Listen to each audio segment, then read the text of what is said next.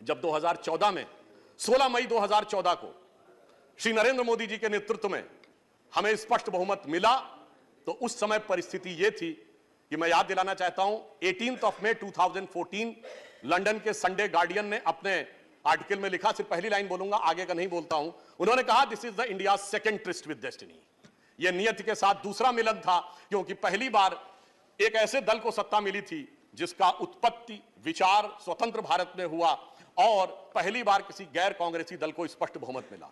परंतु यह सरकार सिर्फ सरकार बदलने के लिए नहीं थी, यह विचार बदलने के लिए थी। और इसीलिए मोदी जी ने प्रधानमंत्री बनने के बाद वो कुछ ऐसे विषय उठाए जो कहा गया नॉन पॉलिटिकल है। जैसे उन्होंने कहा स्वच्छ भारत अभियान, बेटी बचाओ बेटी पढ़ाओ का विषय कहा, परंतु यह विचार बदलने के लिए था। आज आप देखिए, हमारे आप में से किसी के भी हाथ में कोई पैकेट और रैपर होता, जैसे पहले कोई आसानी से लोग फेंक दिया करते थे, अब ऐसा नहीं होता। और अगर उन्होंने बेटी बचाओ बेटी पढ़ाओ कहा, तो नवजात शिशुओं के लिंग अनुपात में भारी परिवर्तन दर्ज किया गया है, और इस साल पहली बार ऐसा हुआ है नवजात शिशुओं में लड़कियों की संख्या अधिक आई है। यानी यह इतना बड़ा परिवर्तन आया। और अभी उदारता की बात कर रहे थे हमारे खड़गे जी, तो मैं याद दिलाना चाहता हूं कि इसी दरमियान स्टैंडिंग कमेटीज की जब बात होती है, तो जो बिल आए हैं 2014 के बाद सरकार की तरफ से, तो उसमें 46 बिल्स आए हैं, जिसमें 14 स्टैंडिंग कमेटी को और 23 सेलेक्ट कमेटीज को गए हैं। यानी 46 में 37, 80% बिल पार्लियामेंट्री कमेटीज को गए हैं। यह फैक्ट भी हमें ध्यान रखने की आवश्यकता है। और इसी के साथ मैं एक और बात भी कहना चाहता हूं, उन्होंने कहा था थोड़ा बड़ा हृदय होना चाहिए। तो याद करिए मोदी जी का पहला भाषण 2014 में, जब उन्होंने क्या कहा कि हम तो समाज के सबसे गरीब व्यक्ति की तरफ नजर रखते हैं, क्योंकि हम दीनदयाल जी के अंत्योदय से प्रेरित हैं। और आगे उन्होंने कहा, महात्मा गांधी हो, लोहिया जी हो या दीनदयाल जी हो, सभी का विचार इसी भाव से प्रेरित था। हमने इसकी कोई चिंता नहीं की कि कौन हमारी पार्टी का है, कौन हमारी पार्टी का नहीं। और विशाल हृदय तो इतना दिखाया कि सरदार पटेल की दुनिया की सबसे विशाल मूर्ति बनाकर दिखाई। हमें इस बात से कोई प्रभाव नहीं पड़ता कि उनके कालखंड में भले ही आरएसएस पे बैन लगा हो, परंतु जिसने देश के लिए इतना ऊंचा काम किया, उसका मुकाम भी उतना ऊंचा होना चाहिए। फिर मैं ये भी याद दिलाना चाहता हूं, मोदी जी के ही कालखंड में सिर्फ इतना ही नहीं हुआ, हमने श्री अटल बिहारी वाजपेयी जी को भी भारत रत्न नहीं दिया, प्रणब मुखर्जी जी को भी भारत रत्न दिया, हमने तरुण गोगोई जी को भी पद्म भूषण दिया, एससी जमीर जी को भी पद्म भूषण दिया। मुझे लगता है शायद इससे ज्यादा उदारता, बगैर इस बात की चिंता किए हुए कि कौन हमारी पार्टी का है, कौन हमारी पार्टी का नहीं है, भारत के इतिहास में यह देखने को नहीं मिलता है जो उदाहरण उन्होंने दिया। हां, यह जरूर कह सकते हैं कि बहुत से ऐसे लोग, उनको इसमें भी उदारता न नजर आई हो, जो बाबा साहब का बहुत उल्लेख करते हैं, और बाबा साहब को भारत रत्न देने में इतना लंबा समय लग गया था, उनके कालखंड में नहीं मिला था। हमारी जब सरकार आई, तो अटल जी की सरकार के समय में जहां उन्होंने अंतिम सांस ली थी, उस अलीपुर रोड बंगले को सरकार ने लेकर उसको स्मारक बनाया। मोदी जी ने मुंबई में और लंदन तक जाके जिस मकान में डॉक्टर बाबा साहब अंबेडकर रहे थे, भारत सरकार ने उसको लेकर उसे स्मारक बनाने का काम किया, और 26 नवंबर को संविधान दिवस के रूप में उसको स्थापित किया। तो यह दर्शाता है कि हमने सभी के प्रति, जिसने इस देश के लिए जो योगदान दिया, उन सब के प्रति हमने ईमानदारी से और पूरी दृढ़ता के साथ इन 75 वर्षों में यह करने का प्रयास किया है। और एक और बड़ा परिवर्तन आया। देखिए, जब इस देश के प्रथम प्रधानमंत्री पंडित जवाहरलाल नेहरू जी बने, परंतु वो ईश्वर की कृपा से एक समृद्ध परिवार से आते थे। उनके बचपन से उनके मुंह में सोने का चम्मच था, और आज 75 वर्ष के बाद एक ऐसा प्रधानमंत्री है जिसने बचपन प्लेटफॉर्म पे दौड़ते हुए चम्मच और चाय के गिलास को लेकर दौड़ते हुए गुजारा है। तो मैं ये कह सकता हूं, ये अंतर ये आया है कि ये लोकतंत्र की परिपक्वता है। इसका हम सबको, हमें इसको सेलिब्रेट करना चाहिए कि अब लोकतंत्र लक्ष्मी नारायण की कृपा से लेके दरिद्र नारायण के सम्मान तक आके खड़ा हो गया है। ये परिवर्तन इस 75 वर्ष में लोकतंत्र में आया है। और इस संसद में भी जो 4 सर्वोच्च पद माने जाते हैं, राष्ट्रपति, उपराष्ट्रपति, प्रधानमंत्री और लोकसभा अध्यक्ष, आज राष्ट्रपति पद पर द्रौपदी मुर्मू जी हैं।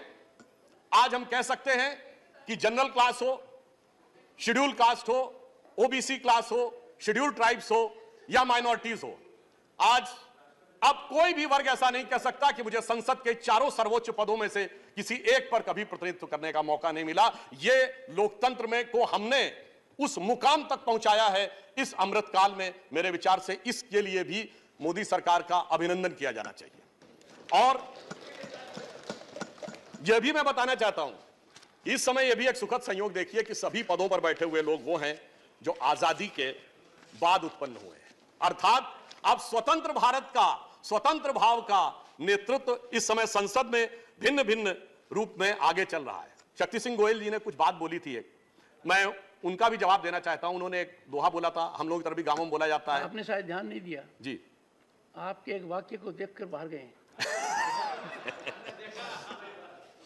नहीं मान्यवर, उन्होंने एक सेंटेंस बोला था, हम लोग की तरफ भी गांवों में कहा जाता है, कहे घाघ सुन भट्टरी यही गांव में रहना है और ऊंट बिलारी ले गई हाजी हाजी कहना है। वो कह रहे थे कि हाजी हाजी कहना पड़ता है, ये तो उनके मन की कल्पना थी। मैं सिर्फ 3 चीजें कोट करता हूं, किसी के प्रति कुछ नहीं। मौलाना आजाद की किताब इंडिया विंस फ्रीडम, उसके आखिरी वो 30 पन्ने जो उन्होंने कहा था मेरी मृत्यु के 30 वर्ष के बाद पब्लिश हो, उसको पढ़ लीजिए। श्री पीवी नरसिम्हा राव की किताब द इनसाइडर, जिसका हिंदी अनुवाद अंतर्गाथा के रूप में भी विद्यमान है, वो भी पढ़ लीजिए। और श्री नटवर सिंह जी की किताब one life is not enough पढ़ लीजिए। तो फिर मेरे विचार से शक्ति सिंह गोयल जी को वह शक्ति मिलेगी कि हाँ जी कैसे कहना है। और मैं एक बात और कहना चाहूंगा, खड़गे जी ने G20 पे कहा कि कमल का फूल दिख रहा था। मान्यवर, G20 में जो कमल का फूल था वो 5 पंखुड़ियों वाला फूल है, जो भारत का राष्ट्रीय पुष्प है। हमारा कमल का फूल 8 पंखुड़ियों वाला है। मगर मैं ये भी कहना चाहता हूं कि उनको ध्यान रखना चाहिए कि आज अगर भारत को सुपर पावर बनना है तो हमें इंटेलेक्चुअली भी आगे बढ़ना है, फाइनेंशियली भी। हमें लक्ष्मी जी की भी कृपा चाहिए। सर 1 मिनट और, हम कंक्लूड कर रहे हैं सर। हमें लक्ष्मी जी की भी कृपा चाहिए और सरस्वती जी की भी कृपा चाहिए, और दोनों ही कमल पे विराजती हैं। तो जितना कमल खिला रहेगा हमारा प्रगति का मार्ग उतना ही प्रशस्त रहेगा। और मैं ये कहना चाहता हूं कि हमारे प्रधानमंत्री जी के ऊपर, बस समराइज कर रहा हूं सर 1 मिनट में, हमारे प्रधानमंत्री जी के ऊपर G20 में हमने वो विकास दिखाया कि आज 7.8% के साथ हम दुनिया की सबसे बड़ी अर्थव्यवस्थाओं में सबसे तेजी से बढ़ती व्यवस्थाएं। आज दुनिया में क्या स्थिति है, चाइना की, अमेरिका की, यूरोप की, पाकिस्तान और श्रीलंका छोड़ दीजिए।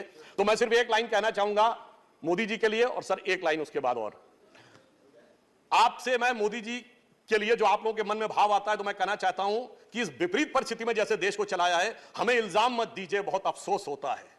हमें इल्जाम मत दीजिए, बहुत अफसोस होता है। बड़ी तरकीब से कश्ती यहां तक लेके आए हैं, बदल देते हैं हम दरिया की लहरें अपनी हिम्मत से, आंधियों में भी चिराग अक्सर हमने जलाए। और अंत में सर 1 मिनट, अंत में मैं अटल जी की उस पंक्ति से समाप्त करता हूं। आप सबसे आह्वान करता हूं, नई संसद में जा रहे हैं तो वो जो उनकी पंक्ति थी कि आओ मिलकर दिया जलाएं, तो मैं ये कहना चाहता हूं, आहुति बाकी यज्ञ अधूरा, अपनों के विघ्नों ने घेरा। अपने लोग ही कुछ विघ्न उत्पन्न कर रहे हैं, कोई बात नहीं। आहुति बाकी यज्ञ अधूरा, अपनों के विघ्नों ने घेरा, अंतिम जय का वज्र बनाने नवदधीच हड्डियां गलाएं, आओ मिलकर दिया जलाएं। और यज्ञ का धुआं उन सारे वायरस को नष्ट करे जिसमें डेंगू भी है, मलेरिया भी है, कोरोना भी है, HIV भी है, जो मन में बैठा उस वायरस को नष्ट करे और एक भारत श्रेष्ठ भारत का मार्ग प्रशस्त करे।